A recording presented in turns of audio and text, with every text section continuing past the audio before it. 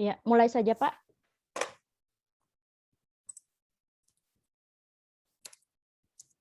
Mau dimulai saja, Bapak.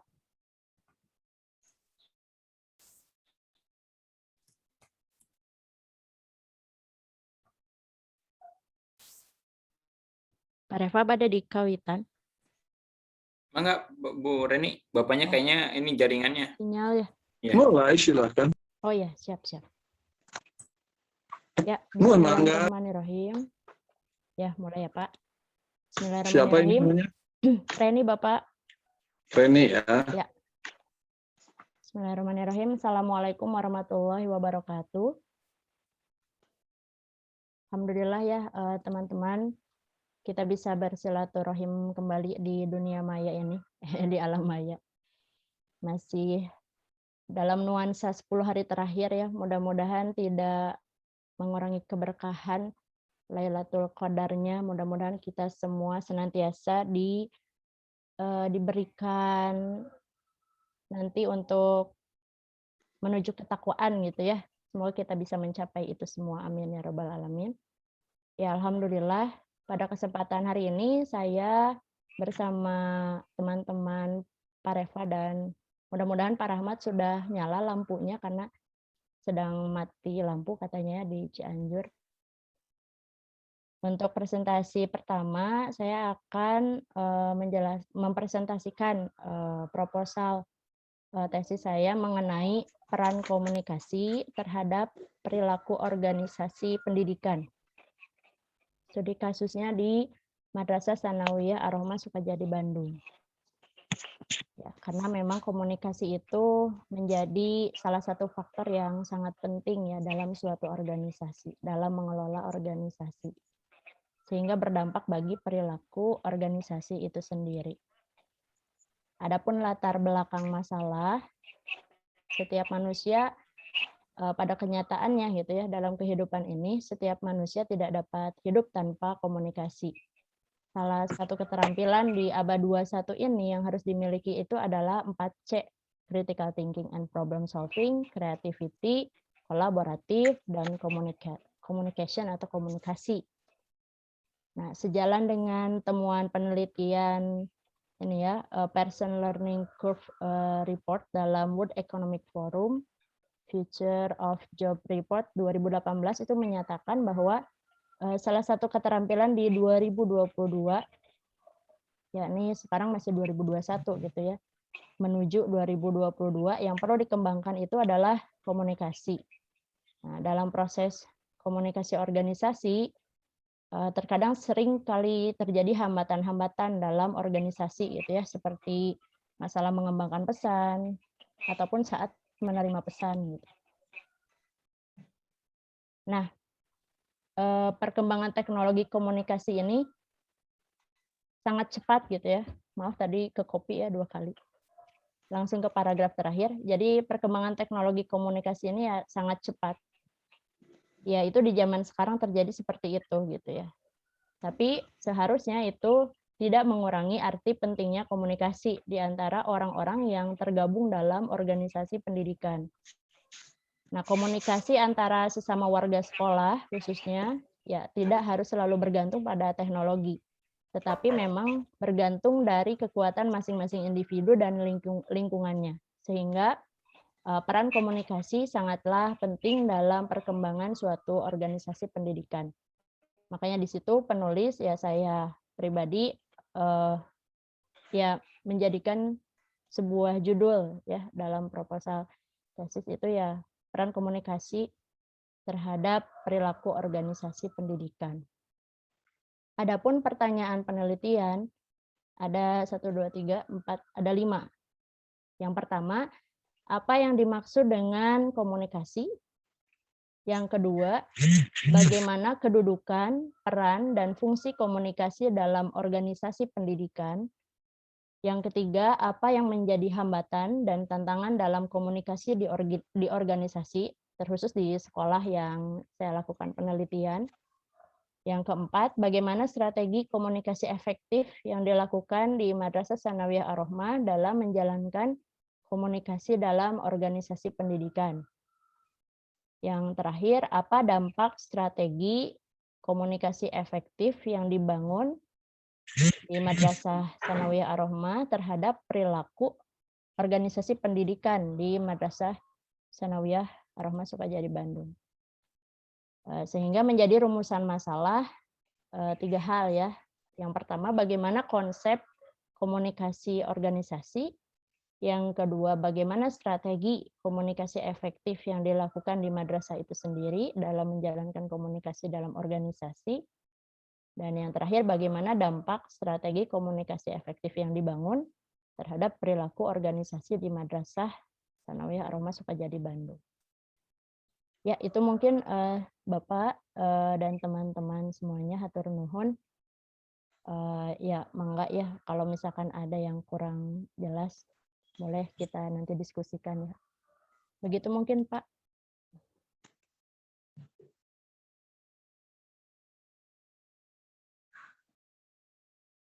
Oh, Bapaknya keluar ya? Masih ada, Bu?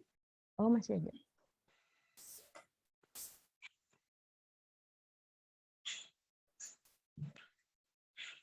Sinyal ya, Pak Reva? Iya.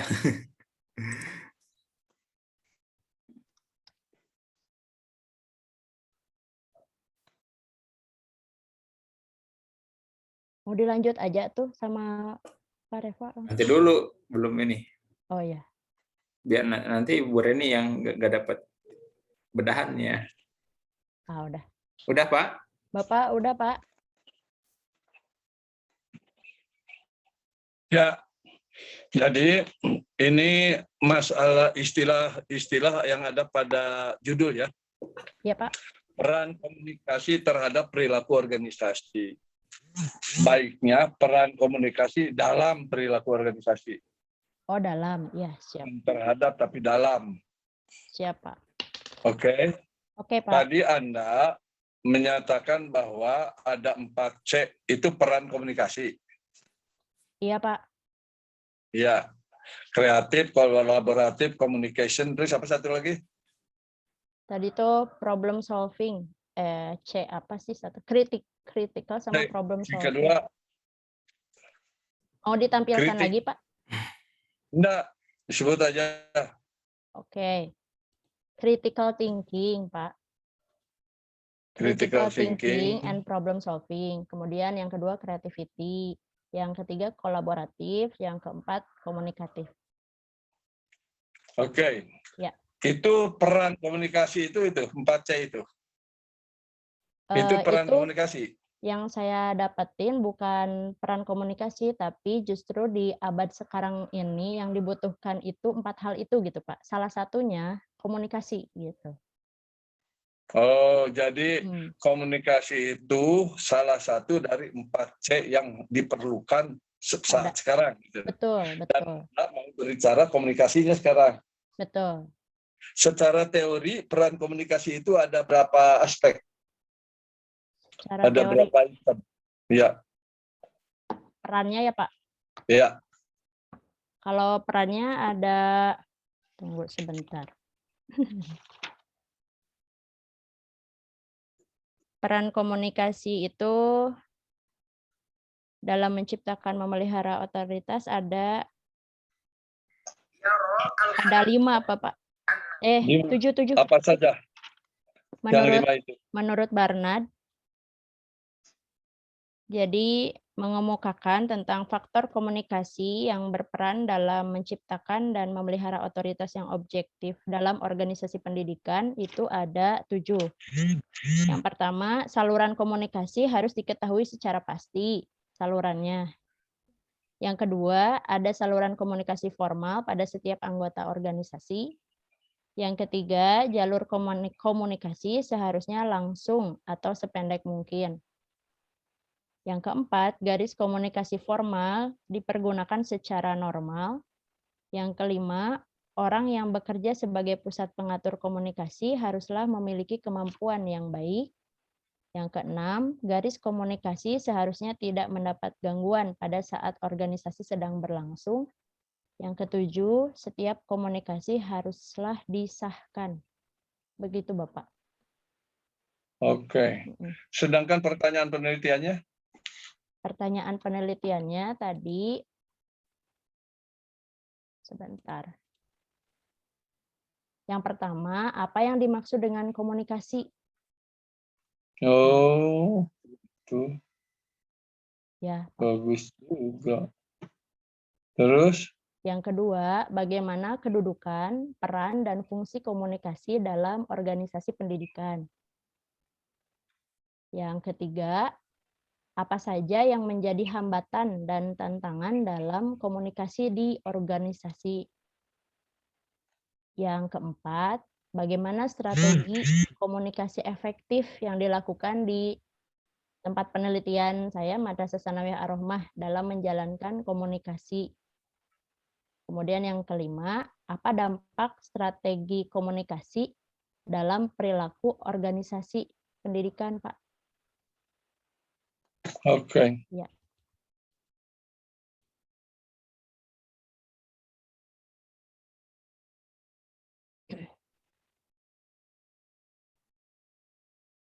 Apa yang dimaksud ya? Iya, Bapak. Mendingan jangan apa yang dimaksud. Yang pertama itu fungsi aja. Oh, fungsi komunikasi dalam organisasi gitu, Pak. Ya, ya. Fungsi komunikasi dalam organisasi pendidikan. Oke, Itu aja. siap, Nanti Bapak. organisasi pendidikan MTS dan macam-macam itu katanya. Jadi nomor 1 berbicara fungsi, nomor 2 berbicara peran, ya toh? Oke. Nomor 3 Iya, Pak. berbicara hambatan, nomor Iya. 4 berbicara strategi, Strategi. nomor 5 Iya. berbicara dampak. Iya, Jadi betul. ada dampak, ada strategi, ada hambatan, Peran ada sama fungsi. sebetulnya hambatan itu harus dengan dukungan tambah. Oh, hambatan dan dukungan gitu, Pak. Ya betul. Oke. Sudah bagus nih bersama saya. Bagus. Silakan kalau ada pertanyaan yang lain atau lanjutkan dulu. Nanti kalau tanya jawabnya di ujung ya. Siap, Oke, Bapak. yang kedua. Oke. Hatur nuhun, teman-teman. Yang kedua. Baik, terima kasih Pak. Saya Pak mencoba untuk apa ya? Sebetulnya deg-degan ya. Tapi bismillah. Ini rencana judul saya model pengelolaan. Silakan. Nah, ini Reva Pak, saya Reva. Ya, model pengelolaan Sumber daya manusia melalui program Bina Pribadi Islam di Yayasan Al-Mudrik Safa, Bandung. melalui program apa? Bina Pribadi Islam. Wah, hebat tuh. Di Yayasan Al-Mudrik Safa, Bandung.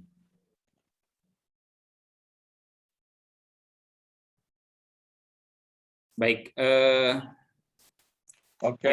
yang pertama terkait latar belakang ini, sumber daya manusia yang ada berbeda latar belakang intinya gitu ya, berbeda latar belakang, ada yang dari umum, ada yang punya kapasitas ilmu, ada yang biasa saja dan lain sebagainya, sehingga tidak sesuai dengan standar SDM yang dimiliki oleh Yayasan Al-Mudrik Safa yang mempunyai 2 unit sekolah. Terus pemahaman keislaman di setiap SDM di lembaga pendidikan juga belum mendalam, bahkan kurang gitu ya, bahkan kurang sama sekali. Ini salah satu yang melatar belakangi saya mengambil judul ini gitu. Selanjutnya pentingnya SDM yang memiliki kemampuan yang mumpuni dalam pencapaian tujuan organisasi dan lembaga dapat dimulai saat pembinaan gitu. Jadi pembinaan ini menjadi sarana teman-teman, sarana SDM yang ada di yayasan untuk bisa meningkatkan kapasitas dirinya. Pembinaan SDM harus dilakukan secara efektif dengan mengintegrasikan potensi yang dimiliki SDM itu sendiri dengan kebutuhan yang harus dipenuhi oleh lembaga. Pembinaan menjadi kegiatan yang paling penting dan krusial dan diperlukan tanggung jawab yang besar. Karena kualitas SDM yang ada yang digunakan untuk di lembaga sangat bergantung pada pembinaan gitu. Jadi SDM itu kan alat sebuah lembaga untuk mencapai satu tujuan. Karena kualitas SDM yang digunakan lembaga pendidikan sangat bergantung pada pembinaan dan pelatihan yang komprehensif. Oleh sebab itu penulis, ya saya sendiri tertarik untuk menulis tentang bagaimana model manajemen pengelolaan sumber daya manusia melalui program Bina Pribadi Islam di Yayasan Al-Mudik Safa Bandung. Selanjutnya batasan masalah, peneliti membatasi hanya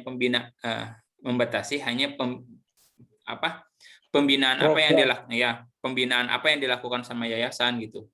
Seperti itu ya batasan masalahnya.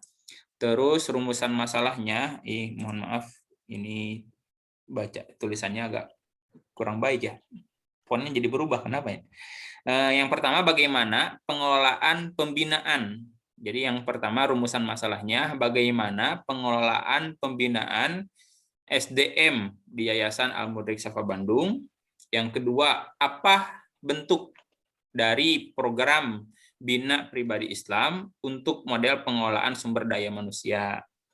Yang ketiga, bagaimana penerapan berkelanjutan dari pembinaan keislaman di Yayasan Al-Mudik Safa Bandung. Seperti itu, Pak. Kurang lebih dari latar belakang sama batasan masalah sama rumusan masalah yang ya. Jadi masalah pengelolaan, masalah program, masalah tindak lanjut. Ya. Itu ya. Ya, betul, Pak. Anda harus tahu dulu tentang program. Ini, oh iya ada ya. Yang kedua ya, program. Ya, Pak. Program itu mestinya pertanyaan pertama. Oh iya, berarti yang bentuk program itu di pertama Pak ya? Iya. Apa program? Kemudian bagaimana pengelolaan? Udah? Udah dicatat? Ya, yang kedua pengelolaan kedua Pak. Iya, pengelolaan yang kedua. Nah, kalau mau jangan dulu penerapan berkelanjutan. Bagaimana sistem evaluasi program? Oh iya. Oke. Mana? Sistem evaluasi. Baik, Pak. Berarti rumusan masalahnya masalahnya ada 4 berarti Pak ya? 4. Oh, iya. Jadi yang ketiga itu harus jelaskan itu sistem evaluasinya. Dari sistem evaluasi baru penerapannya, ya kan? Jadi tidak mungkin Anda melewatkan si evaluasi itu setelah Anda tahu apa-apa. Kan evaluasi itu sebetulnya perbandingan antara program dan pengelolaan. Hakikat evaluasi itu perbandingan antara program dan pengelolaan. Paham? Paham Pak, insya Allah Pak, alhamdulillah. Ya, bagus kalau gitu. Nah, kemudian penerapan berkelanjutan itu. Yang dimaksud penerapan berkelanjutan itu apa? Jadi, apakah pembinaan itu hanya dilaksanakan dalam 1 tahun, 1 kali misalnya, atau 1 tahun 2 kali dalam upgrading saja, atau apakah ada sistem yang berkelanjutan gitu, Pak? Berjenjang atau bagaimana gitu kan? Oke. Bagus, tapi Anda harus mengelaborasi di apa program. Nanti di apa program itu dipertanyakan program jangka pendek, program jangka panjang. Di apa program Pak ya? Ya di yang pertama itu apa program. Ya. Nah di apa program itu Anda harus harus urai mengenai jangka pendek, jangka panjang, sehingga waktu berbicara penerapan berkelanjutan itu nyambung. Ya. Bisa dipahami? Bisa Pak, insya Allah. Good. Oke ya. Terus satu lagi. Nanti Anda diskusinya sendiri ya. Sebab saya jam 5 harus pergi sih. Baik Pak. Dan yang didiskusikan dulu. Oke. Sekarang yang ketiga siapa? Ya. Oke, yang ketiga. Pak Prof. Iya, Prof. Silakan Pak Rahmat. Ya. bisa share screen? Minta bantu share screen ya. Saya pakai Boleh? HP ini. Saya laptopnya ada kirim ke saya. Mana di sudah mana? di grup. Oke, tunggu. Ini Pak Rahmat. Oke, sudah 19 orang yang hadir dari 24.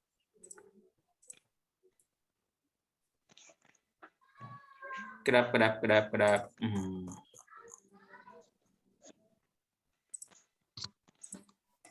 Diawali saja dulu Pak Rahmat. Bismillahirrahmanirrahim. Assalamualaikum warahmatullahi wabarakatuh. Waalaikumsalam warahmatullahi wabarakatuh. Terima kasih Pak Prof atas kesempatannya. Kali ini saya akan mempresentasikan proposal tesis yang saya rancang dan saya buat dengan judul. Tunggu Pak, bentar.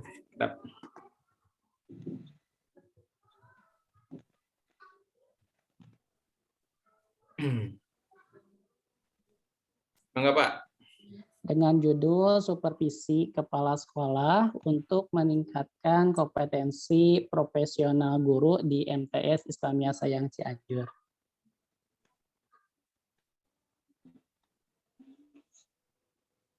Kenapa saya ngambil judul ini dengan latar belakang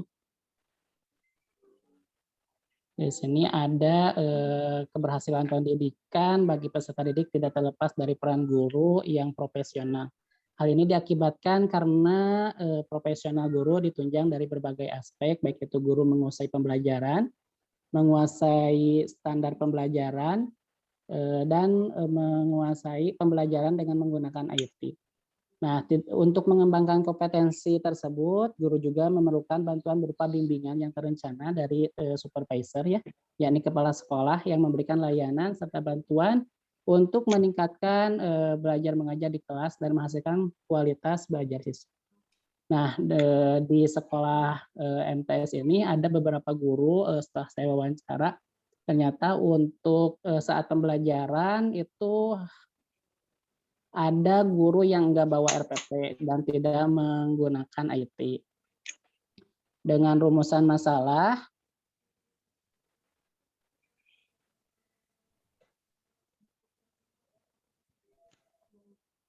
Terus? PPT-nya.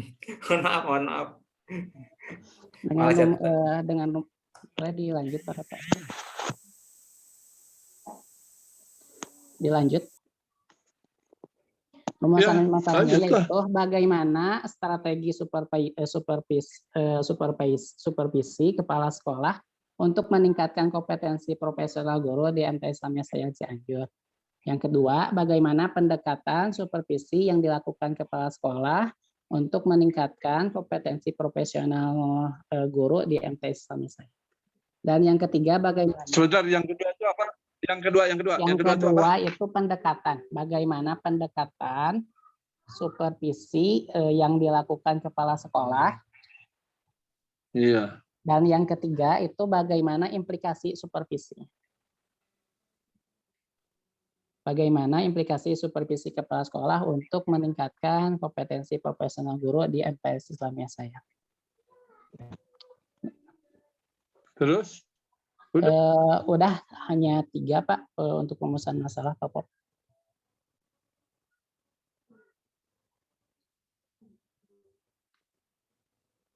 Dengan tujuan penelitian, Pak, yaitu satu menganalisa strategi supervisi, yang kedua menganalisa pendekatan supervisi yang dilakukan kepala sekolah. Yang ketiga, menganalisa implikasi supervisi kepala sekolah. Ya. Itu tujuannya. Terus.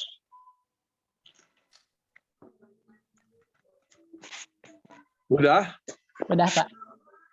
Jadi gini, Saudara Rahmat, ya, Pak. Anda tuh mau berbicara supervisi kepala sekolah. Betul. Artinya kan ini yang disebut pengawasan langsung dari si kepala sekolah kepada guru kan? Betul, Pak. Oke. Nah, apa memang ininya Anda mau sekedar supervisi atau sekaligus saja sebagai peran kepala sekolah di dalam meningkatkan profesional guru. Sebab peran kepala sekolah itu ada 5 kan? Iya, Pak. Mengapa tidak itu aja yang 5 sekaligus? Kalau jadi 5 juga boleh, Pak. Enggak, maksudnya enggak 1 juga. Iya, artinya 5 peran si kepala sekolah itu. Iya. 5 peran si kepala sekolah itu yang dijadikan rumusan masalah. Jadi tidak hanya sekadar supervisi, peran kepala sekolah dalam meningkatkan profesionalis guru. Peran aja, jangan supervisi kepala sekolah. Boleh, Pak. Itu akan lebih meliput keseluruhan kerja dan Anda tidak tanggung bagaimana si kepala sekolah itu bekerja gitu. Dan nanti Anda bukan saja bertanya kepada si kepala sekolah, tapi juga bertanya kepada guru, kepada murid, kepada kepala dinas tentang bagaimana si kepala sekolah itu memerankan fungsinya dalam meningkatkan profesionalis guru.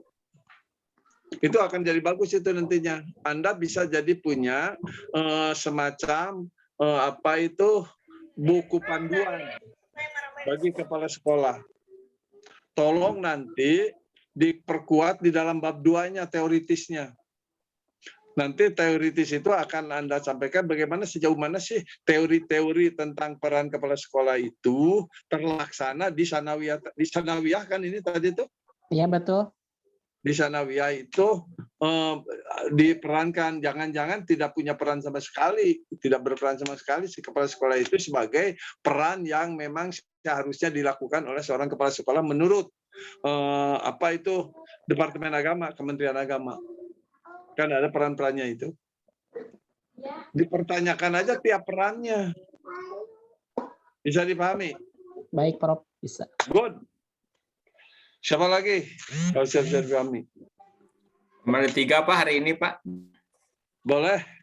Oh, cuma 3 ya udah cukup. Anda diskusikan secara ini, sumbang saran, diberi sumbangan, ini kawan-kawan yang sudah menyampaikan itu, di mana aspek-aspek atau kelemahan-kelemahan, kekuatan dari penelitian ini. Nah, contoh, ini yang barusan yang punya Pak Rahmat ya. Pak Rahmat berbicara peran kepala sekolah dalam meningkatkan profesionalis guru. Kadangkala peran kepala sekolah itu tidak menonjol kalau seandainya swasta, ini MTS swasta negeri. MTS swasta, Pak Prof. Nah, kadangkala si kepala sekolah itu perannya itu tereliminasi oleh ketua yayasan. Ada ketua yayasannya nggak di yayasannya? Ada, Prof. Nah, Anda bisa perbandingkan mana yang lebih peran si kepala sekolah atau si yayasan dalam meningkatkan profesionalis guru. Kadangkala si kepala sekolah itu under control dari ketua yayasan. Ketua lah ya, kalau yayasan ketua. Dan kemudian kadangkala si peran kepala sekolah yang swasta nih ya, itu terkendala oleh biaya.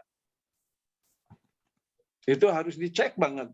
Karena dia bukan tidak punya program untuk meningkatkan profesional guru, tapi biasanya terbentur oleh biaya. Kemudian benturan lain, dan ini pantasnya Anda kemukakan tentang ini dukungan dan tantangannya. Dukungan dan tantangan, dudukan dan hambatan bolehlah, jangan tantangan istilahnya ya. Dukungan dan hambatan kepala sekolah memerankan peningkatan profesionalis guru. Bagaimana dukungan dan hambatan bagi peningkatan profesional guru yang dihadapi oleh kepala sekolah itu. Itu biasanya hambatan itu banyaknya justru kadang-kala dari dalam.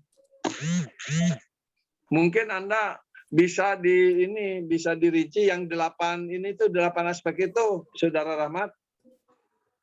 Yang 8 aspek itu dari segi kurikulum umpamanya. Kurikulum itu filosofisnya itu berangkat dari ideologi, berangkat dari budaya, berangkat dari etika dan budaya si pimpinan yayasan. Sejauh mana etika dan budaya pimpinan yayasan memberi pengaruh terhadap konstruksi kurikulum.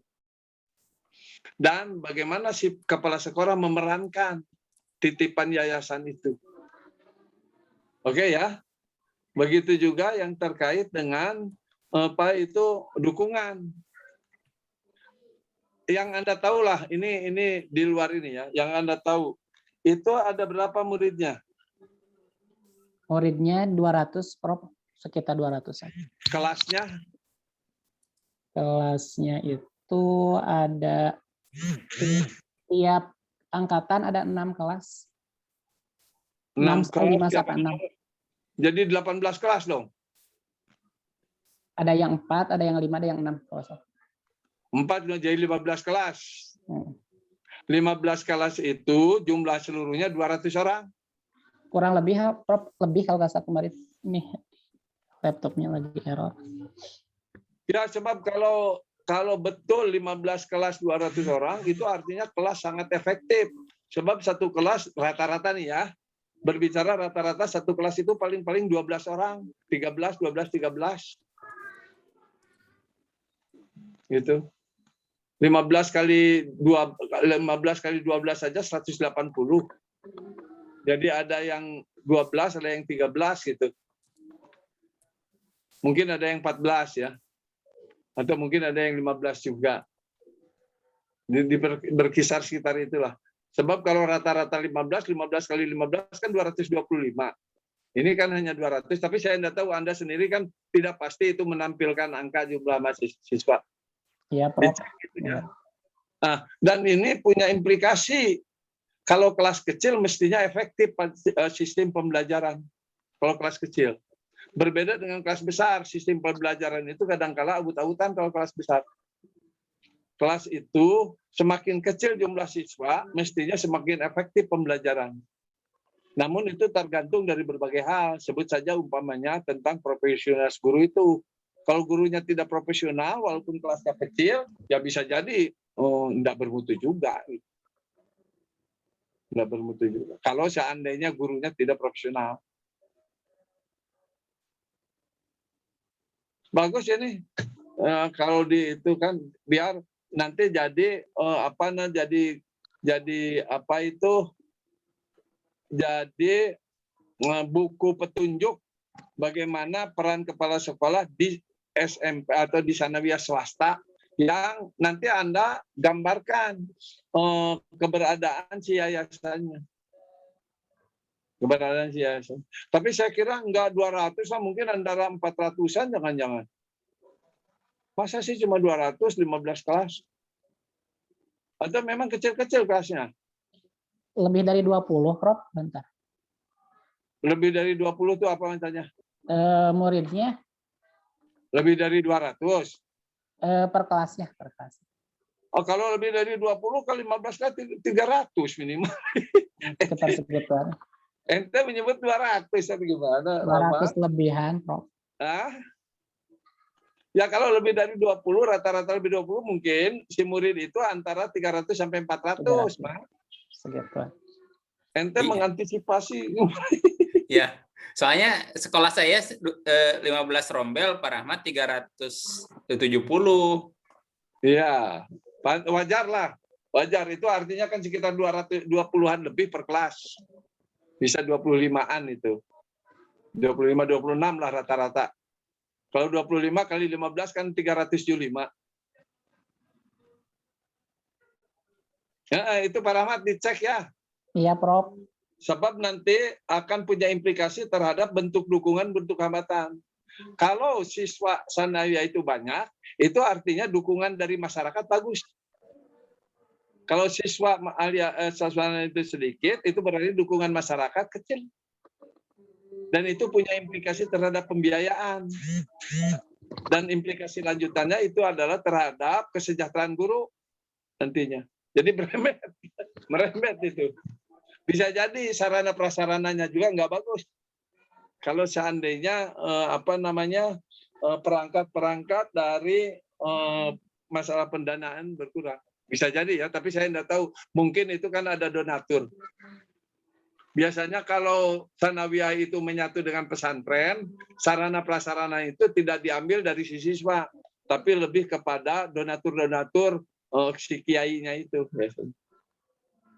Itu banyak inilah. Anda gambarkan dengan bagus lah. Bagaimana realnya sebetulnya si kepala sekolah itu punya peran dalam meningkatkan profesionalitas guru itu. Oke, good. Yang lainnya silakan pertanyaan yang lainnya. Ini saudara siapa tadi? Reva, saudara Reni, silakan diperdebatkan supaya semakin tajam. Siap. Semakin tajam.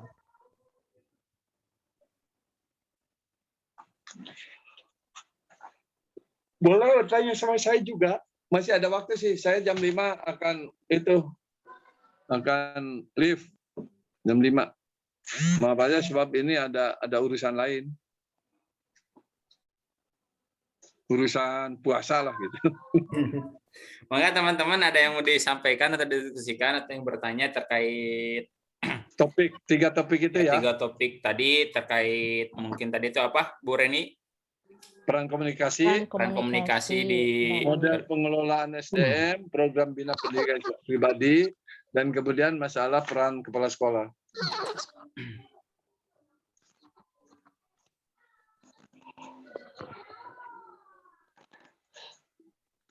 Nanti kalau seandainya bimbingan itu efektif ya, saya akan incar itu teorinya biar dalam. Sebab gini, berbasis kemampuan Anda mengelaborasi teori, itu Anda nanti akan punya wawasan, pikiran yang luas untuk menggali data di daerah. Jadi tetap teori, penguasaan teori itu penting. Supaya pikiran Anda jadi melebar, meluas, komprehensif, dan menguasai faktor-faktor, item-item, unsur-unsur dominan yang memberi pengaruh terhadap judul yang Anda tekuni sebagai peneliti. Oh iya, tadi siapa yang ngomong ente itu Reva ya? Reva, Anda jangan berpretensi penulis di situ, udah aja peneliti. Oh iya, Pak. Oh, no. Siap, Pak. Kalau penulis kan lain itunya gitu. Peneliti aja langsung di itu kan. Baik, Pak. Terima kasih. Ya, jangan lupa aja program jangka pendek dan jangka panjangnya dikemukakan. Siap, Pak. Insya Allah. Oke, silakan. Ya, teman-teman. Tanya. Ayo, silakan. Is'al. Is'al teh dina bahasa Arab teh artina lain nanya deui menta. Pas alu ila ahli dzikri in kuntum la ta'lamun. Ayo. Eta mah nanya. Aya deui idza sa'alaka ibadi ani fa inni qarib. Apa lagi itu? Nanya apa doa menta. Idza sa'alaka ibadi ani fa inni qarib ujibu da'wata da'i. Oh eta da'anya. Kalau tidak ada ya udah selesai. Ngapain harus panjang-panjang ini berjumria? Sebetulnya mah ada, Pak, cuman tadi khawatir salah kan teman-teman teh. Jangan khawatir salah. Di sini Anda itu boleh ngomong sengaconya. Yang Anda tidak boleh ngaco itu ngomong di luar kelas.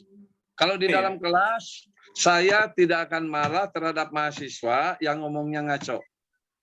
Sebab ngaco itu, ngomong kacau itu merupakan bagian dari kreativitas. Jadi ente ngomong sangat conapek gitu. Enggak apa-apa. Tapi Pak, asal terbatas di kelas. Ini ya. yang saya kemarin tuh jadi pertanyaan di saya tuh gini, kan ini di yayasan ya, jadi bentuknya global gitu. Yayasan yang akan saya teliti itu. Apakah itu tidak terlalu besar, Pak, gitu, Pak?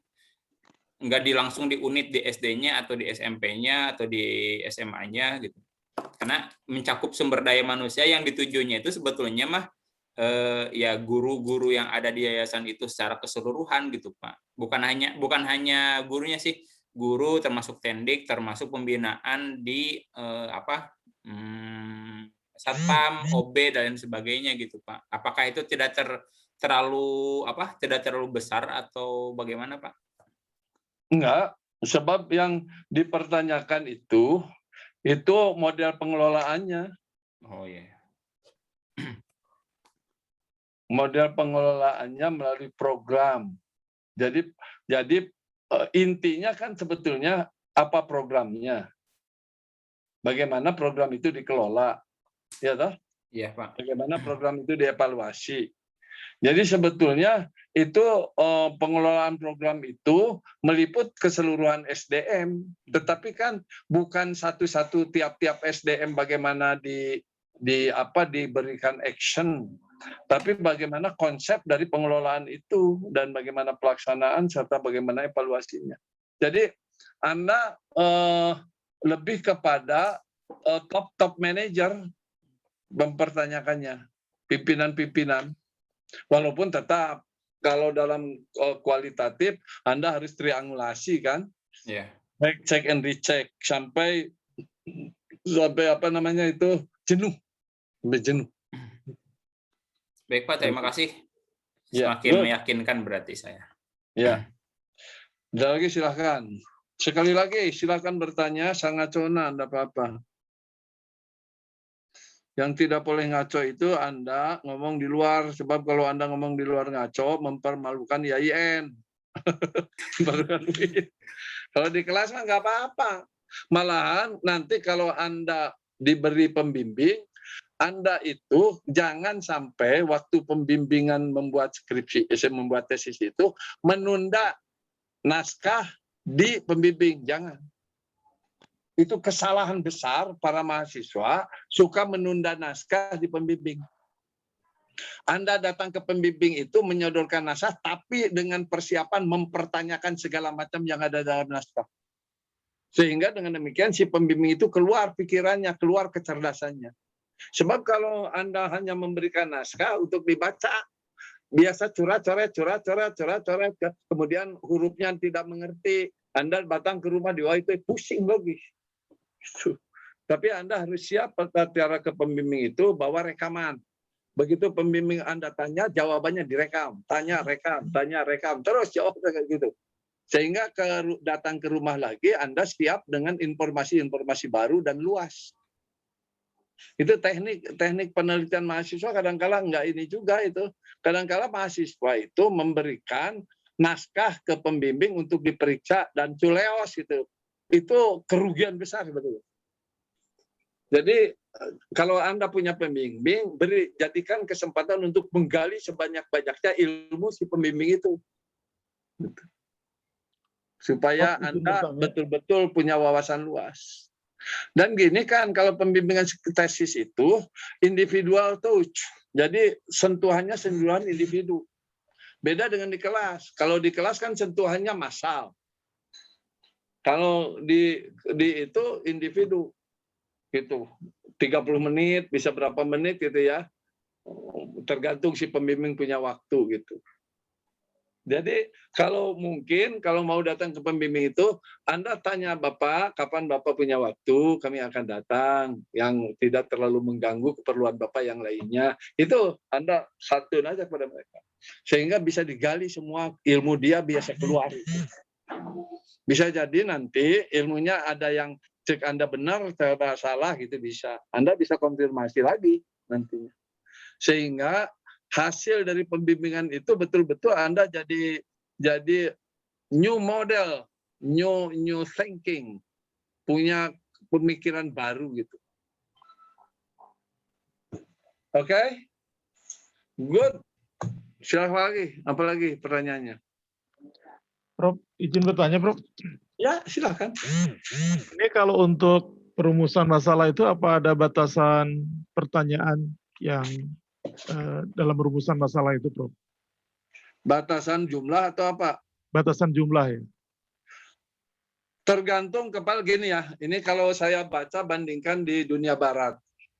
Dunia barat itu tujuan pendidikan itu yang akan menentukan jumlah pertanyaan. Di kita tibalik bertanya heula terus tujuan pendidikan. Tujuan pendidikan itu sejajar dengan pertanyaan. Jadi kudu nama kieu.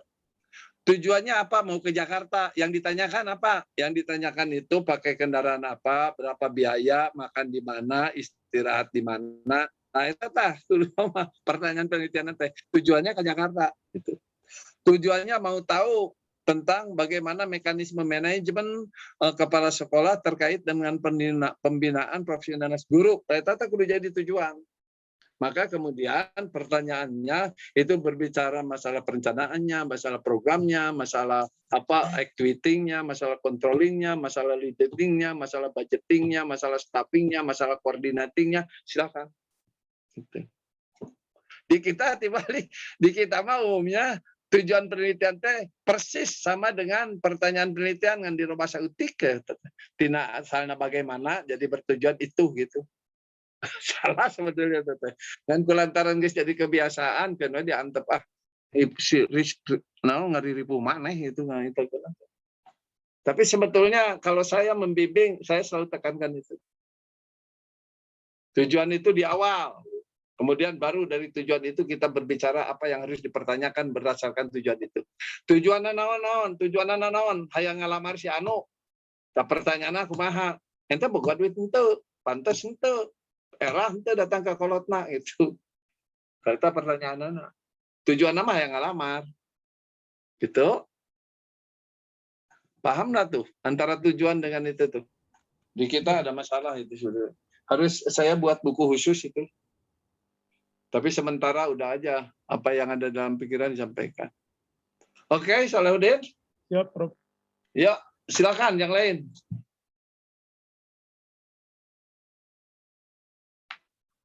Kalau tidak ada, saya selesai nih.